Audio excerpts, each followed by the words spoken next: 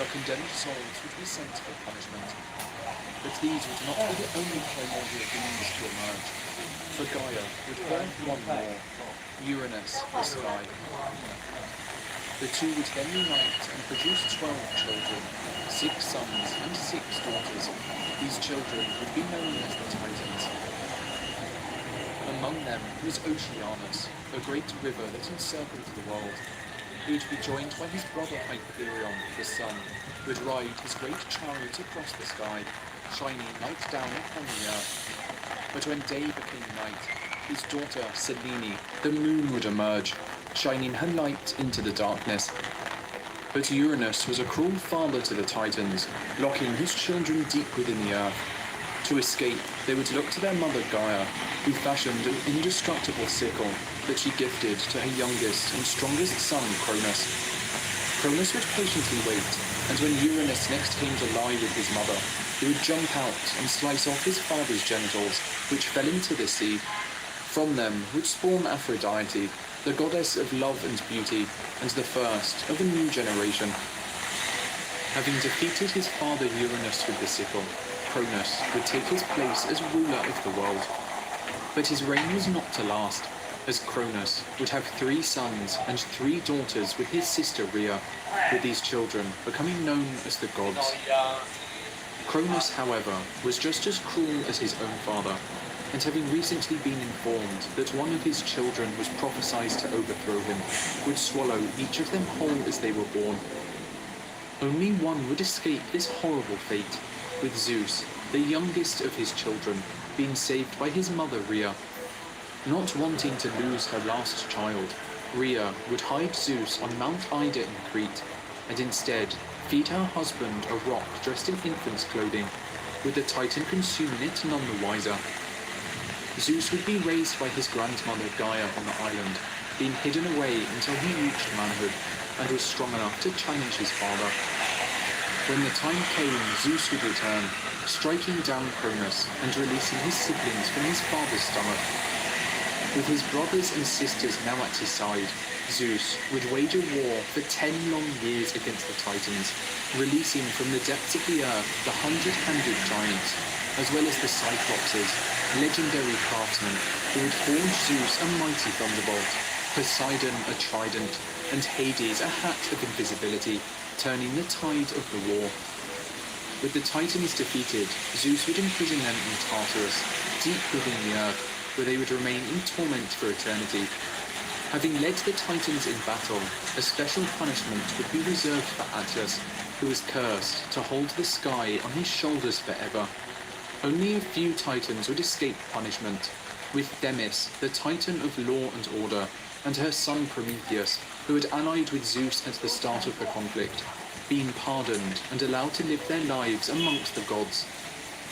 With the world now free of the Titans' rule, the 3 brothers, Zeus, Poseidon and Hades, would decide what realm each would claim, with Zeus receiving the sky, Poseidon the sea, and Hades the underworld, where the spirits of the dead would reside.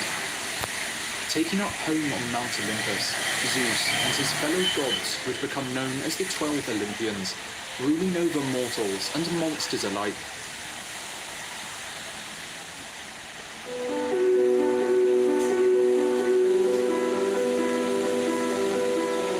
While the gods now ruled Earth, Prometheus, one of the only Titans spared, was not satisfied with its inhabitants.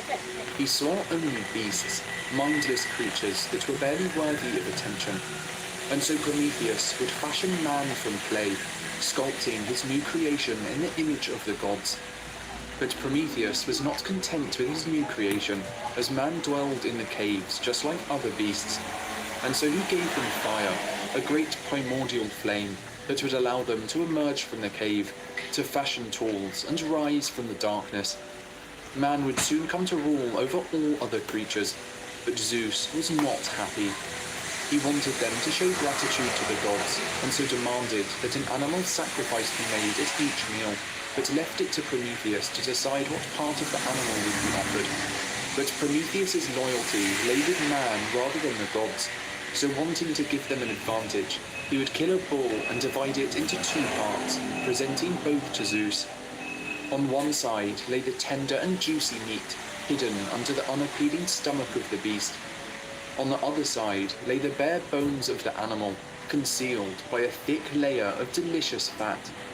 Zeus would choose the parcel covered in fat to be offered to the gods, but when he stripped away the top layer to discover that only bones remained, he would become enraged, and so decided to punish man by taking away the fire Prometheus had gifted them. But without fire, man went back into darkness, retreating into the caves.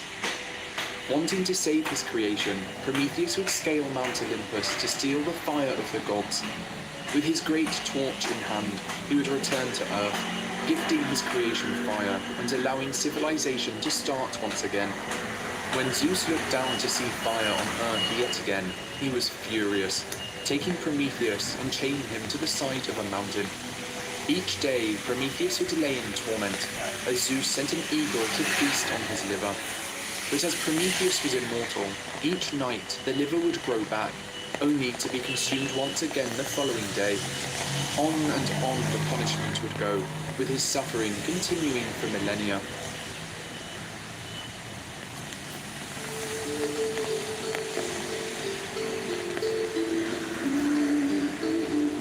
But Zeus was not done, and wished to punish humanity further, asking Hephaestus to craft a being capable of inflicting great suffering upon man. And so, taking up clay from the earth, Hephaestus would shape the first woman. From Aphrodite, she gained her emotions and beauty, and from Zeus, an insatiable curiosity.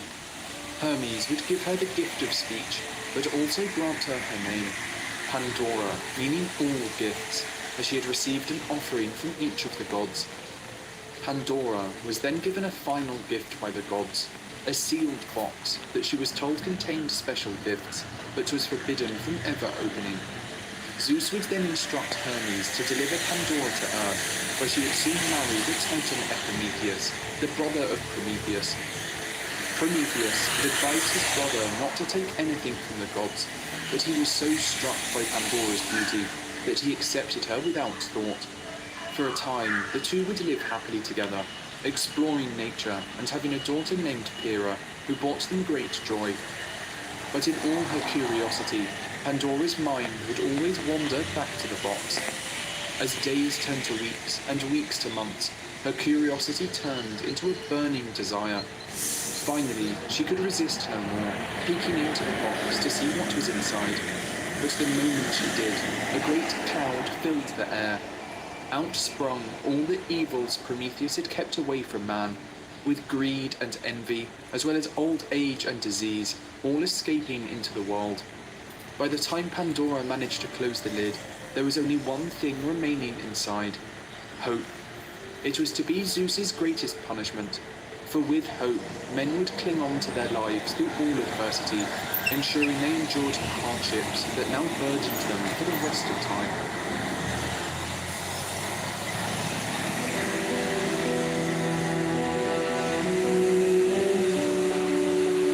And so ended the golden age of man, a perfect time where humanity lived without care or worry. Never growing old, they would live off the wild fruits of the land, enjoying all that nature had to offer.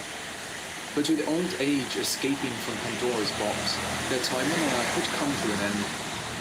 Next would come the Age of Silver, and then the Age of Bronze, where man would become arrogant, failing to worship the gods, and forging weapons to wage war on each other.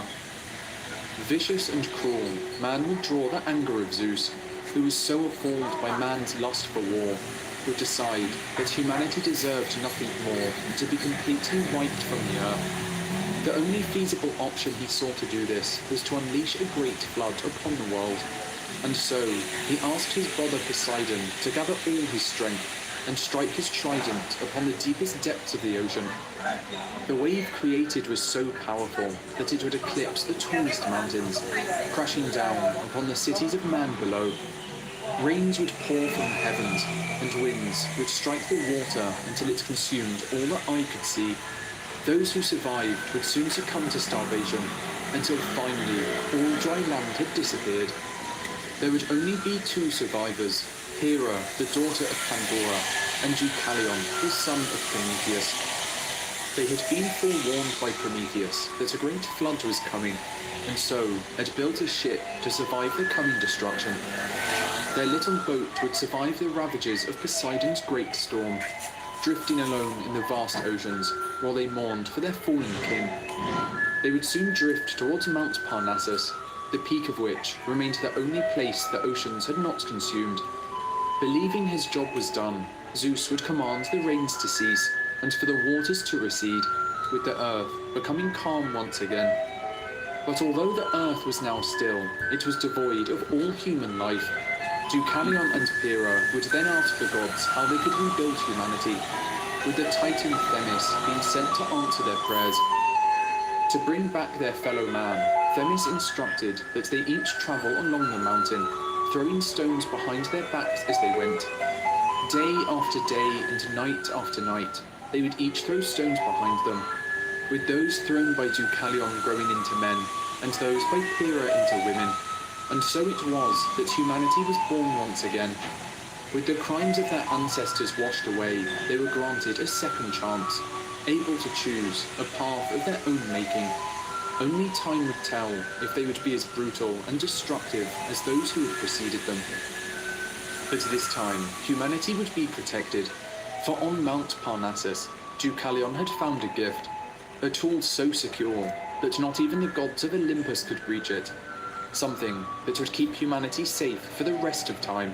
Nord's ultimate security package.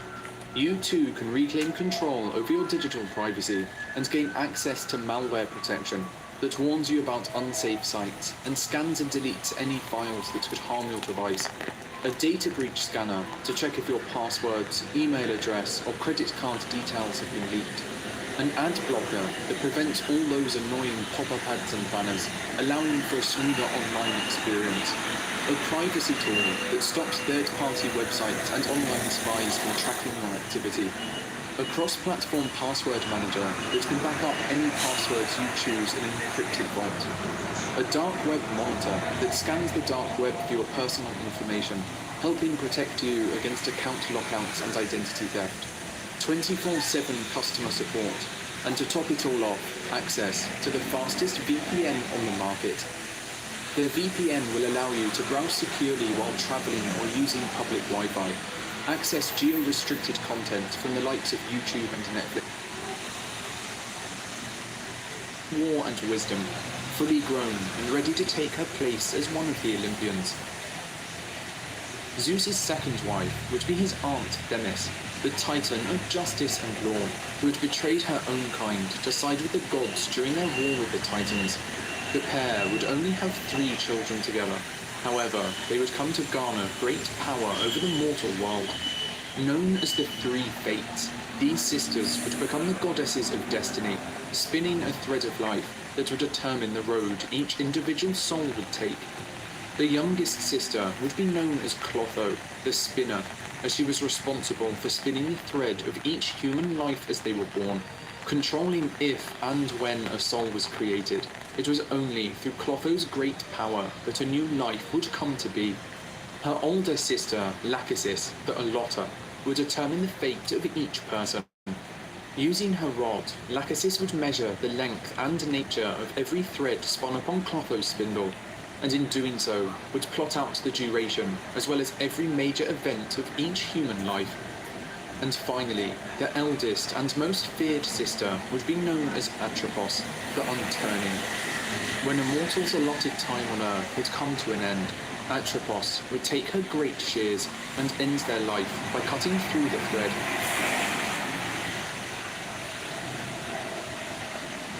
Zeus would go on to have many more wives, fathering numerous gods and goddesses alike. But for his 7th and final wife, he would take his older sister Hera, the goddess of women and marriage, with Zeus having finally found a queen to rule by his side.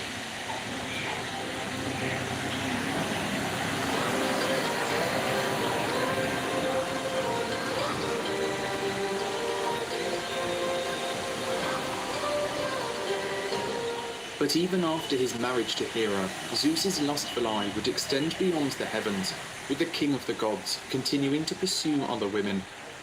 Fathering countless children, Zeus would be related to nearly every god and hero, with him often disguising himself to gain the affection of women who drew his eye. One such woman, Europa, was the princess of the city Tyre, and sister to the famous hero Cadmus. One day, as she was picking flowers by the coast, Europa would draw the attention of Zeus, with the king of the gods deciding to claim her as his own. To hide his infidelity from Hera, Zeus decided to transform himself into a magnificent white ball before travelling down to Earth. Upon seeing the ball, Europa would be mesmerised by its beauty, and so decided to climb upon its back.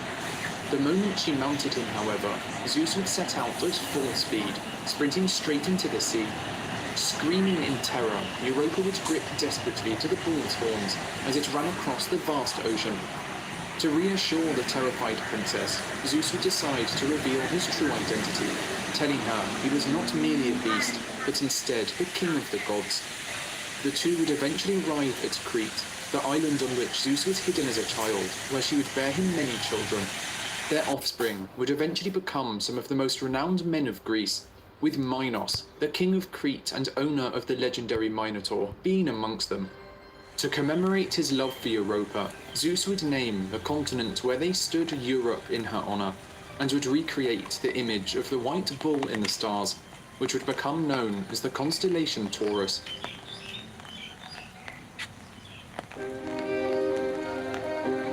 Hera, wife of Zeus and queen of the gods, was the protector of marriage and women, being deeply respected in Greek society.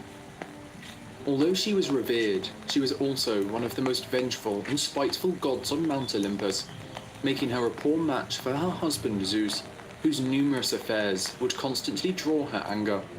Despite being his queen, Hera would only bear him 2 of the 12 Olympians, Ares and Hephaestus, with the other gods coming from Zeus's numerous affairs. One of Zeus's most insulting acts of infidelity would be with the princess Io, one of Hera's most devoted priestesses. When Hera came to investigate, in an attempt to protect Io from his wife, Zeus would transform her into a beautiful white cow. But the queen of the gods was not fooled by the deception, and knowing that she had caught Zeus red-handed, would demand that he gift her the white cow as a present. Knowing that refusing the request would only confirm Hera's suspicions, Zeus saw little choice but to accept, with Hera locking Io in a cave, where she would be guarded by the 100-eyed monster known as Argus.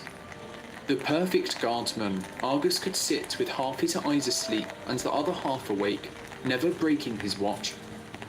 Zeus was too terrified of Hera to intervene himself, but he would eventually send the messenger god Hermes to free the miserable Io.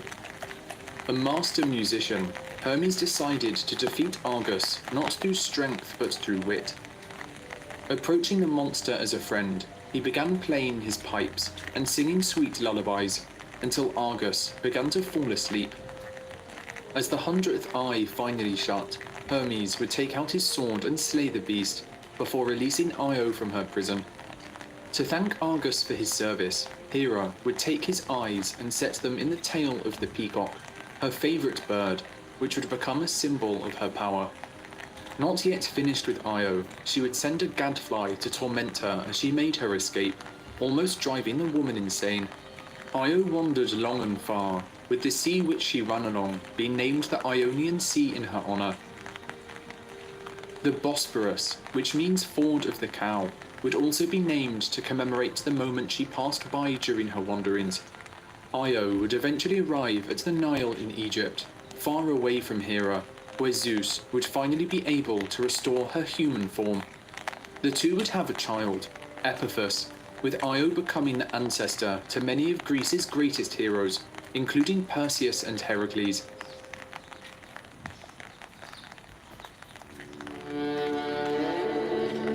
Leto, yet another of Zeus's lovers, and the mother of Apollo and Artemis, would experience the full extent of Hera's jealous rage. After finding out Leto had laid with Zeus and fallen pregnant with twins, Hera would send the great serpent Python to torment her, forcing Leto to flee across Greece in a desperate search to find refuge and a place to give birth to her children. But Hera would forbid any city from providing her with shelter, with Leto travelling from Athens to Crete, from Lemnos to Samnos, with none willing to take her in for the fear of upsetting the queen of the gods. Only the island of Delos was willing to offer Leto refuge, but she was still unable to deliver her children, as Hera, still scheming against her, had trapped Alethea, the goddess of childbirth, on Mount Olympus, preventing any births from taking place. After 9 days and nights of agonizing labor, the other goddesses would take pity on Leto, retrieving Alethea from Olympus and finally allowing her to give birth. Leto would name one child Apollo and the other Artemis, the god of archery and the goddess of the hunt, who would grow up to become fully fledged gods of Olympus. Upon the birth of the twins, towns and cities across the known world would arrange great parties in their honor, with the city of Thebes hosting the greatest celebrations of all. Yet of all the city's inhabitants, only one would not take part in the festivities: Queen Niobe, whose beauty was matched only by her arrogance. Boasting to all who would listen, Niobe mocked Leto for having just 2 children, arguing that as she had many more, 7 sons and 7 daughters, she should receive the honors instead. Upon hearing the insult, Leto was furious that a mortal queen would dare to disrespect her, and so sent Apollo and Artemis to the city of Thebes to enact her revenge. Raining down arrows from above, Apollo would kill each of her sons and Artemis every daughter, with Niobe left alone in despair. Distraught at the loss of her children, Niobe would flee to her homeland of Celos, crying uncontrollably and begging the gods to put an end to her pain. Taking pity on the queen, Zeus would transform her into a great stone, forever ending her suffering. Located in western Turkey and known as the Weeping Rock, Niobe can still be seen grieving to this day, with tears flooding from her eyes whenever it rains, as the water flows through the porous rock.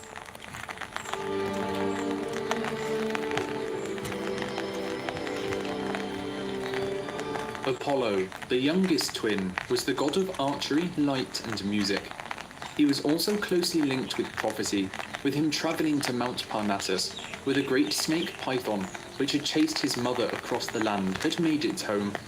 Taking his revenge, he would slay the beast with countless shots from his golden bow, constructing a great temple where its body fell, a site that would become the home of the famous Oracle of Delphi. Known as the Pythia, the Oracle would become one of the most influential figures in ancient Greece, where anyone from great kings to common farmers went for advice. Said to be the mouthpiece of Apollo, she would inhale the vapours rising from her chamber and go into a frenzied state, delivering the god's prophecies through her psychotic and demented chanting.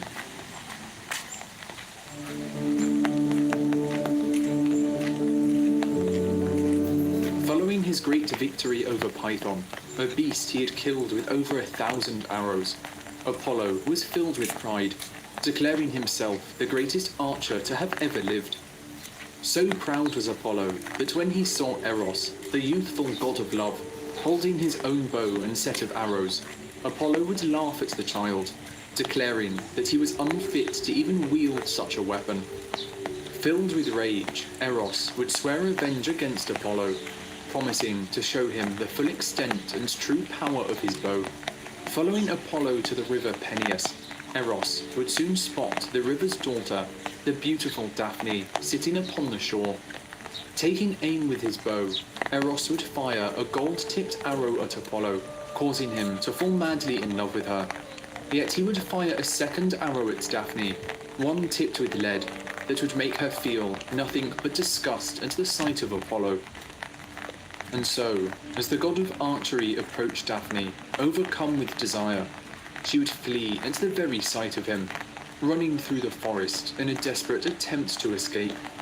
Consumed by Eros' spell and longing to confess his love, Apollo would chase her through the woods, using his divine powers to quickly catch up and reach her.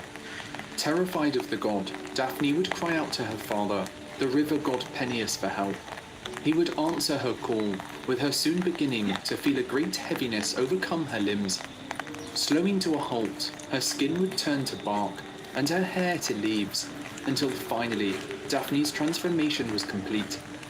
Where a young and beautiful woman had once stood was now the first laurel tree, with Apollo using his powers of eternal youth and immortality to make the laurel tree's leaves evergreen, ensuring they kept their colour all year round.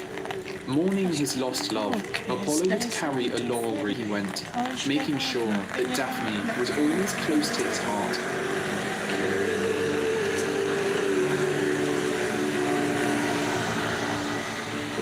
Apollo's most important child would be Asclepius, a famous physician who was so skilled that he was able to bring the dead back to life.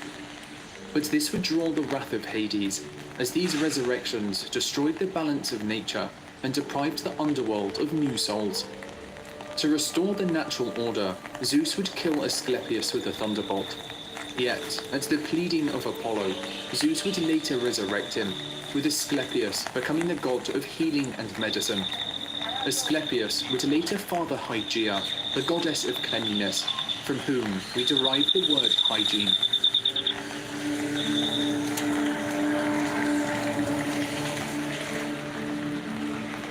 Goddess of the hunt and twin sister of Apollo, Artemis was a deadly archer, watching over hunters and ensuring that nature was kept in check. A goddess of the moon and one of the three virgin goddesses alongside Athena and Hestia, Artemis was quick to anger, protecting her chastity by any means possible. When the hunter Actaeon, a grandson of Cadmus, accidentally stumbled upon her as she lay bathing in the forest, the goddess was quick to punish him. Turning Actaeon into a deer, she would set his 50 hunting dogs upon him, with the hunter suffering a horrific and painful death for his mistake.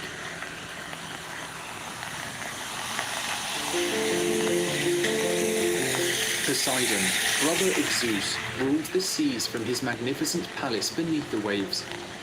Known as the Earthshaker, Poseidon would create all earthquakes, travelling across the oceans in his golden chariot, with him stirring and calming the waters with his famous trident. One of his harshest punishments would be inflicted upon Minos, the king of Crete. After Minos refused to sacrifice his best bull to Poseidon, the god would curse Minos' wife to fall in love with the beast, which eventually led to the birth of the half-man, half-bull creature known as the Minotaur. But while he usually kept to his own domain in the seas, Poseidon would grow tired of Zeus's rule on Olympus. Alongside Athena, Hera, and Apollo, Poseidon would attempt to dethrone Zeus, but the rebellion would ultimately fail. Zeus would punish Poseidon and Apollo by sending them to serve King Laomedon of Troy, where they would spend an entire year building the city's giant and famous walls. Walls that would later have to withstand the force of Greece's mightiest armies during the Trojan War.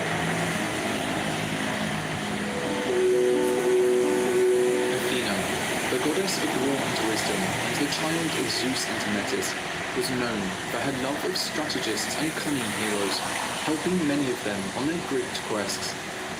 But she was also a proud goddess, and to stake her claim on the world, she decided to compete for patronage of a great city in eastern Greece, which was yet to be named.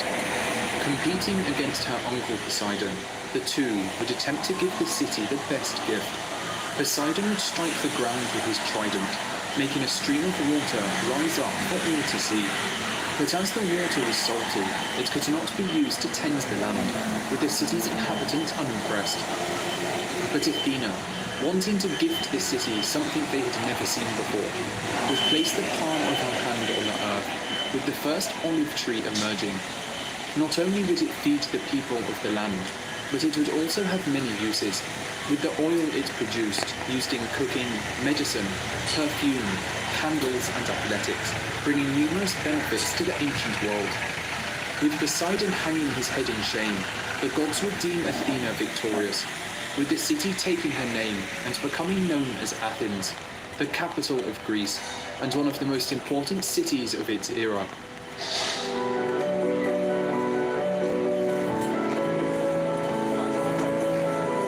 The inventor of mathematics, Athena, also had a fondness for music, inventing the trumpet and the flute, as well as being the patron of artists and craftsmen.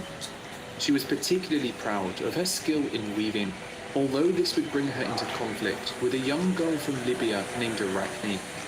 Highly skilled in the craft, Arachne would boast she was the greatest weaver to ever live, challenging Athena to a competition. They would each produce a tapestry of the gods, with the person that demonstrated the most skill being crowned victorious. The two would weave furiously for hours, until finally both pieces were complete. But to Athena's surprise, Arachne's was far better than her own. Furious, she struck Arachne on the head again and again until she dropped to the floor. But rather than kill her, Athena transformed the girl into the first spider, where she would use her talents to weave beautiful webs, with the creatures known as arachnids taking her name.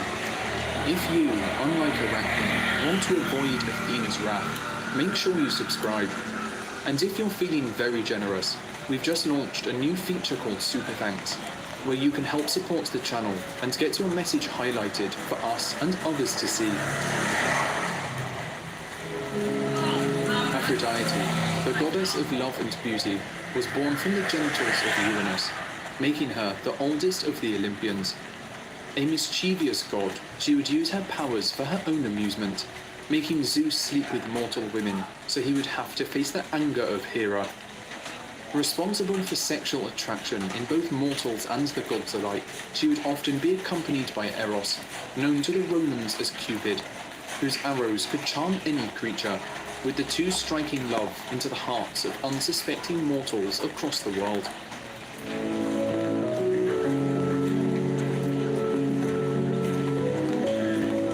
For one man in particular, Eros shot many arrows into the hearts of potential lovers, who found themselves attracted to a beautiful young man who went by the name of Narcissus.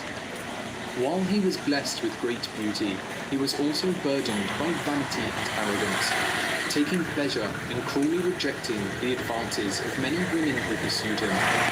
But soon, he would cross paths with the nymph Echo. Cursed by Hera after she became the object of Zeus's affections, Echo was unable to use her voice except to copy the words of others. Echo had been in love with Narcissus for some time, but when she finally found the courage to approach him, all she could do was repeat what he said. Unamused, Narcissus would cruelly reject her too, and in doing so would crush her spirit. In her grief, she would slowly waste away until only her voice remained. A voice that can still be heard today as Echo repeats our words back to us. But Echo would not go unavenged, as Nemesis, the goddess of vengeance, had been watching. When Narcissus next bent down to drink from a lake, he would finally find the one he truly loved. Yet it was not a woman, but instead his own reflection. Mesmerized, he stared deeply into his own eyes, unable to turn away. For weeks, he stayed by the pool, gazing at his own reflection, until finally he could endure it no more. Realizing he would never be with anyone as beautiful as himself, he would take a dagger and plunge it into his heart.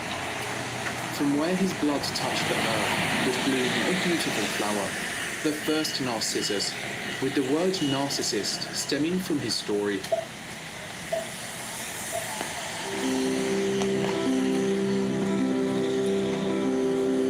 But while some like Narcissus would become lost in the depths of love, others would seek endlessly to find it. One such man, Pygmalion, was a great artist from the island of Cyprus, but after many years of unlucky love, he'd given up on women entirely, resigning himself to a life of solitude and instead focusing all his attention into his art. Beginning work on a new statue, Pygmalion would labor day after day until the figure of a woman would begin to appear before him. Working harder than he ever had done before, Pygmalion would spend hours chiseling the most intricate details into his woman of stone, shaping her slender face and carving out each lock of hair, until finally his masterpiece was complete. As he stepped back to admire his work, Pygmalion was struck by the beauty of his creation. Never before had he seen a more perfect statue, nor even a real woman who could match what he saw before him. Spending hours holding the statue's stone hands and kissing its cold and lifeless lips, Pygmalion would grow ever sadder and more lonely as he realized that he would never find a woman he loved more than the one he had carved from stone. Spending night after night in the workshop, Pygmalion would pray to the gods to bless him with a woman as perfect as his statue. But as he prayed, the stone figure behind him would begin to transform. Its cold and lifeless hair would begin to turn into long and flowing locks, while its grey and cracked skin would soften and become warm to the touch. Looking up in surprise, Pygmalion would be shocked to see a face smiling back at him, not one of stone, but one of flesh and blood. Always happy to help those seeking love, Aphrodite had answered his prayers, with the once lifeless statue introducing herself as Galatea, before stepping down from her pedestal and embracing Pygmalion with open arms, his years of loneliness and isolation finally over.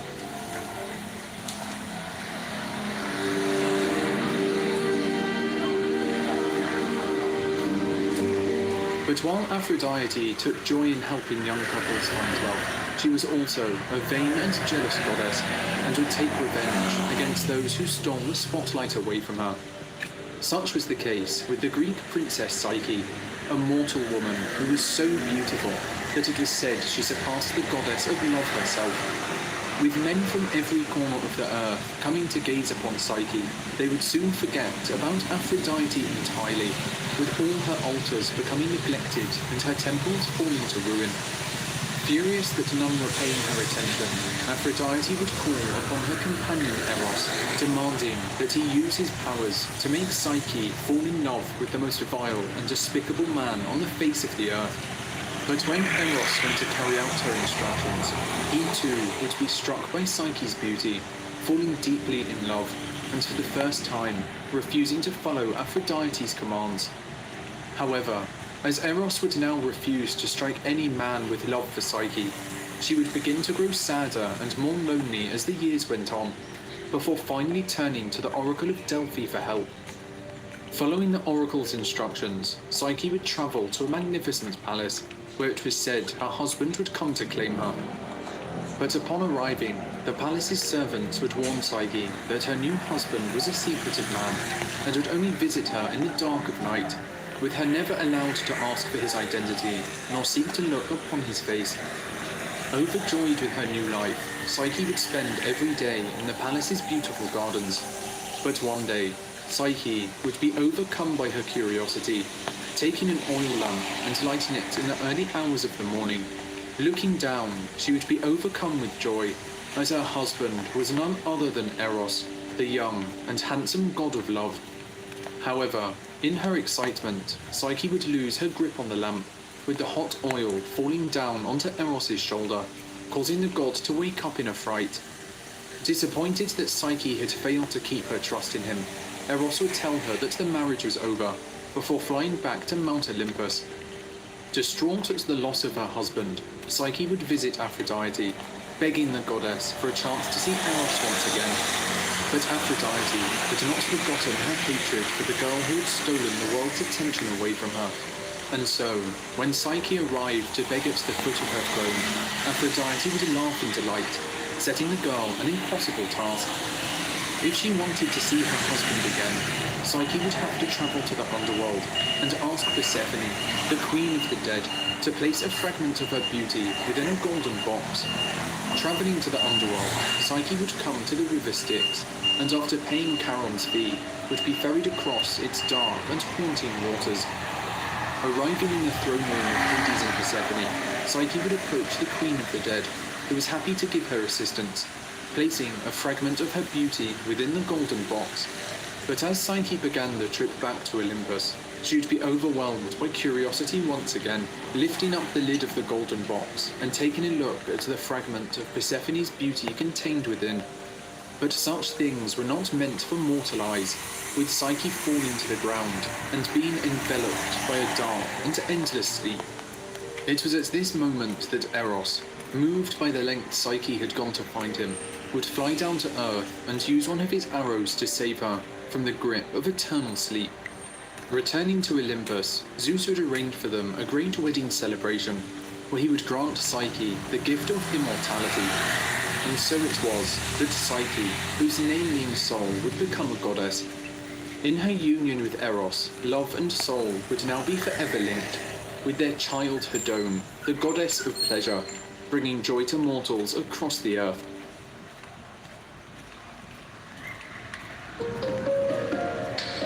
The god of smithing and the son of Zeus and Hera, Hephaestus would have a difficult start to life. He was born lame, and so his mother Hera, after seeing the deformity, decided to throw him off Olympus into the sea to drown.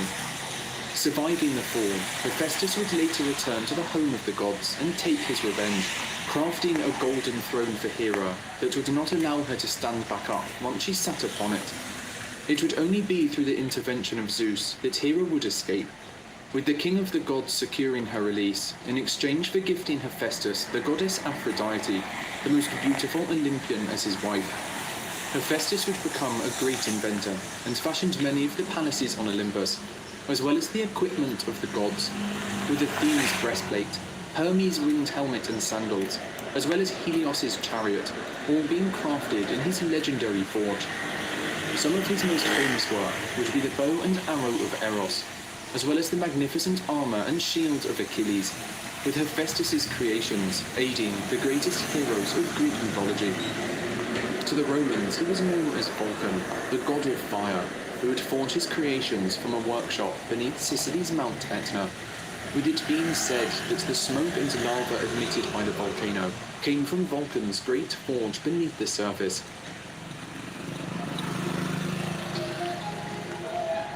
Ares, the god of war, delighted in battle and took pleasure in the slaughter of men and the sacking of towns. He was hated by mortals and gods alike, as he represented unrestrained rage, cruelty and bloodshed, with the gods playing tricks on him for their own amusement. Ares had a long-term affair with Aphrodite, the wife of Hephaestus, with the two sleeping together whenever her husband was away. When Hephaestus found out, he was furious and decided to forge an invisible net to hang over his bed. When Ares came to lie with Aphrodite again, the two would be trapped naked beneath the net, unable to move, with all the gods of Olympus called out to sea. Laughter would ring out throughout the heavens, with the humiliation only coming to an end when Poseidon took pity and decided to set them free.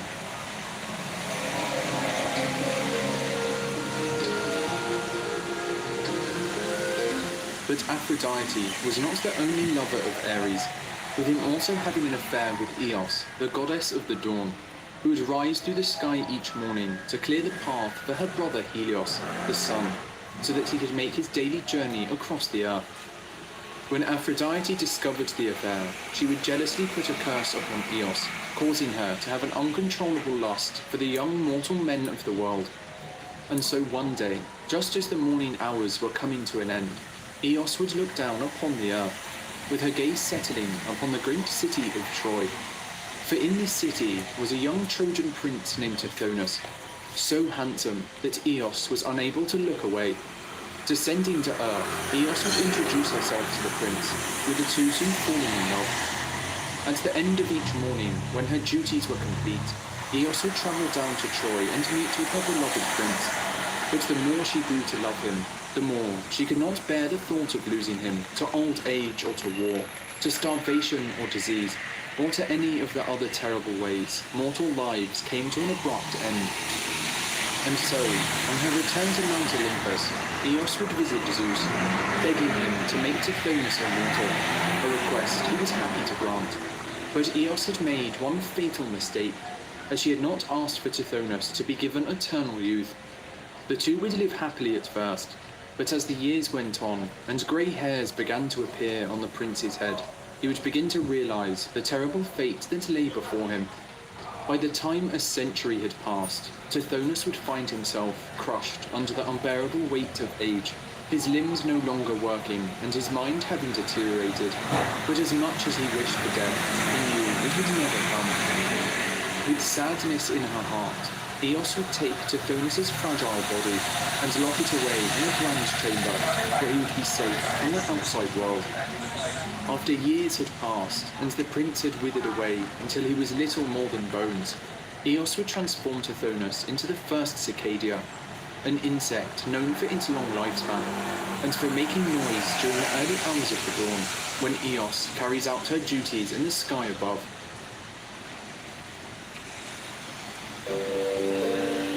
Hermes, the messenger god and patron of Thebes, was known as a trickster amongst the gods, often teasing and annoying his fellow divinities. When he came of age, he assumed the role of messenger, travelling with a golden rod as a mark of his authority. Aided by his winged helmet and sandals, he would use them to fly around and deliver messages, frequently travelling between Olympus and the underworld. Here, he would help Hades, acting as a shepherd for the souls of the dead, guiding them as they made their way to the afterlife.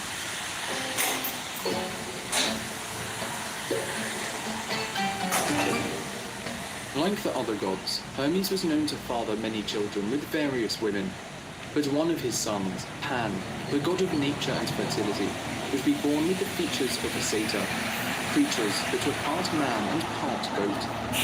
But when he was born, Pan's mother, a nymph named Dryad, was so horrified to see her newborn baby with a pair of horns, a full-grown beard and hooves, that she would run away screaming in terror at the very sight of him. However, Hermes would take his child up to Mount Olympus and introduce him to the rest of the gods, who were so intrigued by the boy's hideous appearance and charmed by his playful attitude that they would soon come to adore him. None would love him more than Dionysus, the god of wine and parties, who would give him the name Pan, meaning all, as he was beloved by all the gods of Olympus. But much like his father, Pan was known for his many affairs with nymphs, the nature deities that inhabited streams and forests across the world. But one nymph by the name of Syrinx would become the object of Pan's affections, with him pursuing her through the marshes where she lived. Terrified of the god, Syrinx would try desperately to escape him, transforming herself into a bed of water reeds when she neared the river's edge. When Pan finally reached the river, he would tear through the marsh, trying to uncover the terrified nymph. But as he did so, a strong breeze would blow through the reeds, producing a beautiful melody unlike any he had heard before. Inspired by the sound, Pan would uproot the reeds and bind them together with wax, creating a set of pipes. Sitting down, he would play a tune in the memory of his lost love Syrinx, with the instrument being named the Pan Pipes after its creator, and carried by the god wherever he went.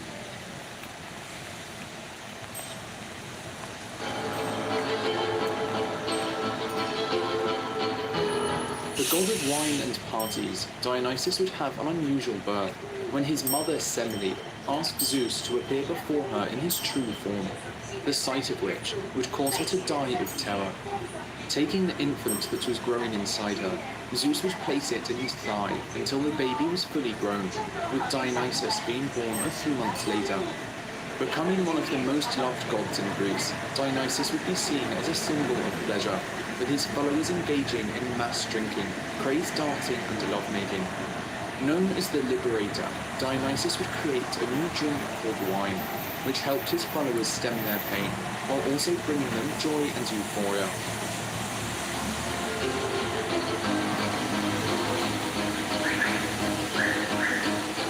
While he spent much of his time partying, Dionysus was also a generous god, willing to grant mortals their deepest desires.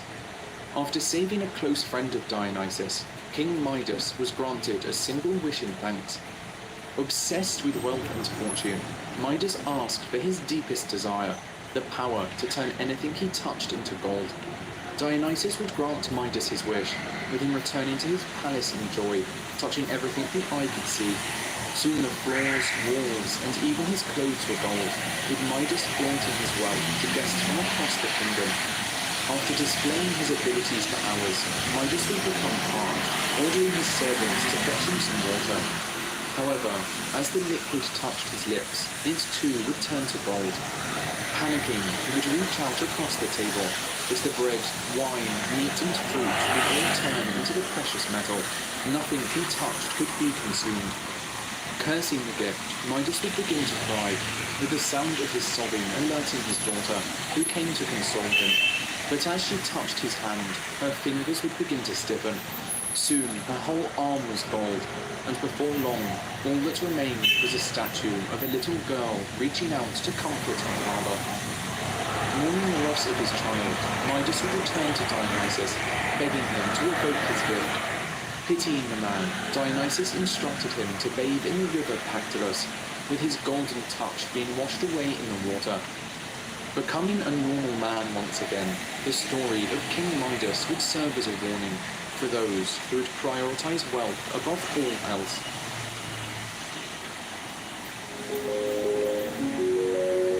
One of the 12 Olympians and the sister of Zeus, Demeter was the goddess of farming, ensuring that the harvest was rich and that the land remained fertile. Under her watch, the fields knew no decay, with the earth consumed in an endless spring. But there was one thing she prized above all else, her daughter Persephone. However, Persephone had another admirer, with Hades taking a keen interest in her. One day, while she was strolling through a meadow, a beautiful flower would bloom before her, a narcissus, something she had never seen before. But when Persephone reached down to pluck it, the earth would break open and swallow her, with Hades dragging Persephone down into the underworld, where she would be forced to marry him. Distraught at her daughter's disappearance, Demeter would search for 9 days and nights, until the sun god Helios revealed her captor's identity. Demeter would lock herself away for an entire year, refusing to return until Persephone was released. But without the goddess of farming, the world entered into a great famine, with the fields turning barren. It was only now, with humanity on the brink of starvation, that Zeus was forced to intervene, ordering Hades to return Persephone to her mother.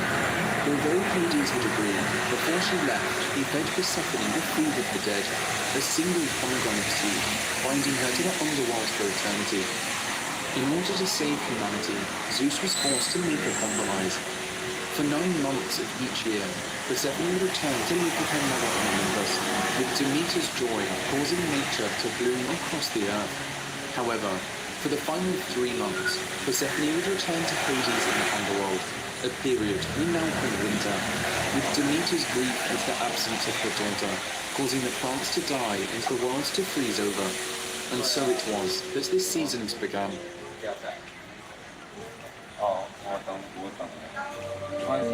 Of all the gods of ancient Greece, there were few feared more than Hades, the brother of Zeus and Poseidon.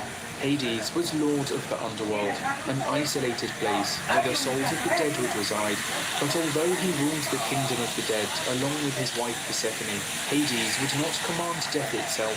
Instead, that power lay with Thanatos, who would claim the souls of mortals when they died, with Hermes the messenger god, then guiding the souls to the shores of the underworld. Waiting at the shore would be the eternal ferryman Charon, who was the only one able to guide the deceased across the deadly river Styx, a giant waterway that separated the earth from the underworld. Only those who had coins placed under their tongue when buried were able to pay Charon's fee, with those who could not afford the journey destined to wander the shores of the river Styx for 100 years before they were allowed to cross. Having travelled along the river Styx, the souls would pass the White Rock before arriving at the giant adamantine gates of the underworld, where Cerberus, the 3-headed dog, stood guard, ready to devour intruders or those trying to escape. Resuming their journey and coming ashore, the souls would be directed towards the court of the underworld, where 3 judges would decide their fate. The judges would examine each soul, looking through every action they had made while alive. For those who had not angered the gods, a tranquil place lay before them, but for those who had, an eternity of misery and suffering awaited.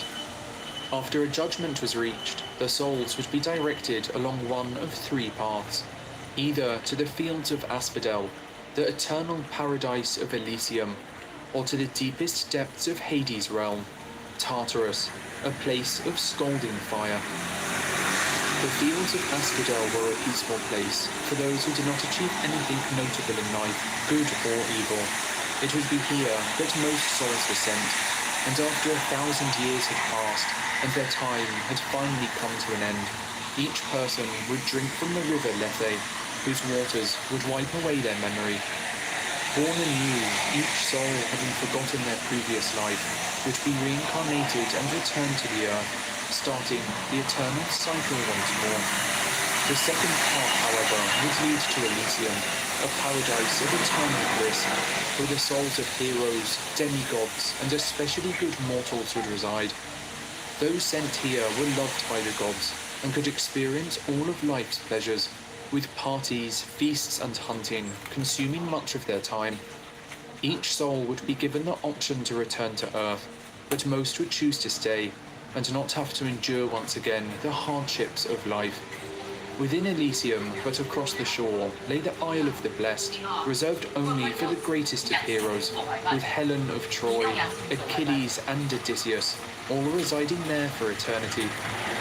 The third and last path would lead to Tartarus, the deepest depths of the underworld, reserved only for the worst of criminals and those who had offended the gods. It would be here that Cronus and the other titans would reside, looking on for eternity as new souls entered the realm of the damned. This would be the only place Hades would become involved, with the god himself designing and overseeing each soul's punishment based on their previous crimes. For the Danaides, 49 sisters who had each killed their husbands, Hades forced them to fill a tub with water to cleanse them of their crimes, but as the tub would always leak, they would spend an eternity trying to fill it. Ixion, the first man to murder a family member and who had grown lustful for Zeus's wife, would be bound to a wheel of fire that would spin for the rest of time, whereas Tantalus, a man who had killed his son and stolen from Zeus, was cursed to eternal hunger and thirst. He would stand in a pool of water with the branches of a fruit tree hanging above him.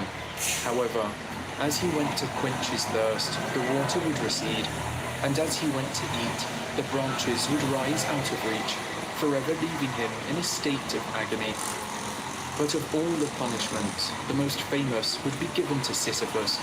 Having cheated death multiple times, Sisyphus would pay the ultimate price for tricking the gods. Every day he was to roll a boulder up a steep hill, only to have it slip from his grasp as he neared the peak. Having to start over again and again, Sisyphus would suffer his punishment for the rest of time. Although Hades would have complete control over the underworld, his realm was so vast that he had to enlist the help of the Furies to carry out his punishments. But they would not only be confined to the realm of the dead. The murder of a family member was considered so terrible in Greek society that even those still alive could not escape Hades' wrath. They would be hunted down and tormented by the Furies, 3 sisters from the underworld who would not stop until they had avenged the dead and driven their target insane. It would be the underworld they called home, resting here before their everlasting torment of the human soul began once again. Travelling across the underworld would also lay the fields of mourning, a resting place for those who had spent their life pursuing love, only to be rejected. The anguish they felt would condemn them to this dark and haunting forest, where they would forever mourn the love they never had. In the far corner of the underworld lay the Land of Dreams, an island only accessible to the gods of Olympus. Ruling over the island would be Morpheus, the god of dreams, who each night when all were asleep would, alongside his 2 brothers, control the dreams of not only mortals but the gods too, either granting them pleasant visions of the future or haunting them with the worst of nightmares. So powerful was Morpheus over the unconscious mind that he would be used to name the drug morphine, a pain medication renowned for sending its users to sleep. The true seat of power, however, did not rest in the Land of Dreams, for the underworld had only one ruler, the mighty Hades, who lived in a grand palace deep within the earth. Hidden away on an island engulfed by fire, those who searched for his home without an invitation would become lost in the dark and winding halls of the dead.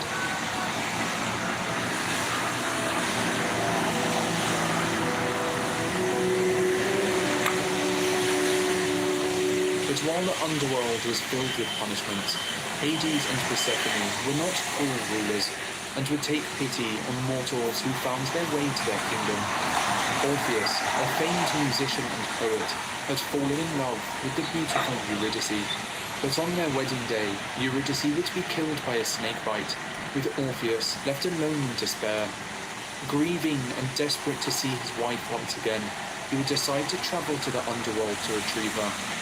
Arriving at the river Styx, he would take out his lyre and play a beautiful song for Charon, who was so moved that he ferried Perseus across the water for free. Upon reaching the other side, he would be confronted by Cerberus, with a tune he played so sweet that the three-headed dog would be lulled into a deep sleep. Finally, he would reach the palace of Hades and Persephone, playing for them a song about his lost love Eurydice. With tears welling in his eyes, Hades would take pity on Orpheus and agree to release her soul, but only on the condition that Orpheus refrained from laying his eyes upon her until they were both out of the underworld. Overjoyed, Orpheus would agree and began to lead his bride through the dark and winding halls of the dead. But as he neared the surface and the daylight shone upon his face, he would be overcome by excitement, turning around to look at his wife. But Orpheus had not yet completed the journey, and so, as his eyes fell upon her, Eurydice would be dragged back down into the realm of death, never to return. It was a lesson to all Greeks in the virtues of patience and restraint, for if Orpheus had resisted temptation when his goal was so close, Eurydice, the love of his life, would have been with him once again.